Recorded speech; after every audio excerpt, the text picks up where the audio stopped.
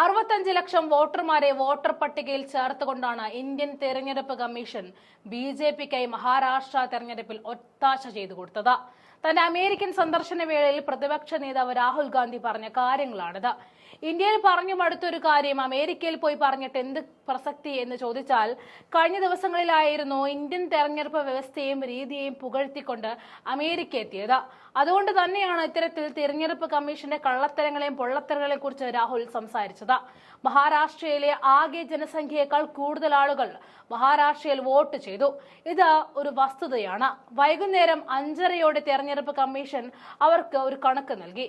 രാത്രി 7:30 2 മണിക്കൂറിനുള്ളിൽ 65 ലക്ഷം വോട്ടർമാർ വോട്ട് ചെയ്തു. ഇത് അസാധ്യമാണ്. ഇതായിരുന്നു രാഹുൽ ഗാന്ധി അമേരിക്കൻ സന്ദർശന വേളയിൽ പറഞ്ഞത്. ഇതാദ്യമായല്ല രാഹുൽ ഗാന്ധി തിരഞ്ഞെടുപ്പ് കമ്മീഷന് നേരെ ആരോപണം ഉന്നയിക്കുന്നത്. രാഹുൽ ഗാന്ധിയും മറ്റ് നിരവധി പ്രതിപക്ഷ നേതാക്കളും തെരഞ്ഞെടുപ്പ് കമ്മീഷന്റെ വിശ്വാസ്യത ആവർത്തിച്ച് ചോദ്യം ചെയ്തിട്ടുണ്ട്. രാഹുൽ പറഞ്ഞ ഈ കണക്കുകൾ അനുസരിച്ച് ഒരു കൂട്ടം തെരഞ്ഞെടുപ്പ് കമ്മീഷനെതിരെയുള്ള ഹർജികളാണ് സുപ്രീം കോടതിയിൽ കെട്ടിക്കിടക്കുന്നത്. അക്ഷരാർത്ഥത്തിൽ അതൊരു ഞെട്ടലല്ലേ? രാഹുൽ ഗാന്ധി തന്റെ പ്രസംഗത്തിൽ ഇന്ത്യ US ബന്ധങ്ങളെക്കുറിച്ചും സംസാരിച്ചിരുന്നു. ഇരു രാജ്യങ്ങളും തമ്മിലുള്ള സഹകരണം തുടരണമെന്ന ശുഭാപ്തി വിശ്വാസവും പ്രകടിപ്പിച്ചു. രാഹുൽ ഗാന്ധി തെരഞ്ഞെടുപ്പ് കമ്മീഷനെ പറ്റി അമേരിക്കയിൽ പറയുന്ന വീഡിയോ ദൃശ്യങ്ങൾ കൂടി കാണാം. In simple terms, more people voted in the Maharashtra Assembly elections than there are adults in Maharashtra. This is the fact. And the Election Commission gave us a figure, voting figure for 5:30 in the evening.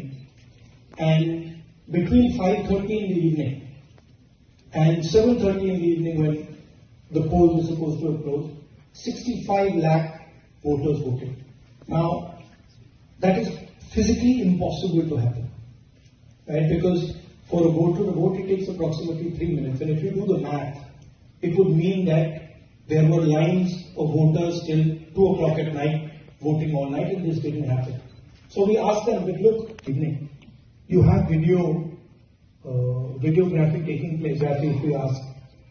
They not only refused to give us the videography, they changed the law so that now you're not allowed to ask for the videography. It is very clear to us that the Election Commission is compromised. It's very clear that there is something very wrong with the system. We've said it. We've said it publicly. I've said it multiple times. I've said it in press conferences. Other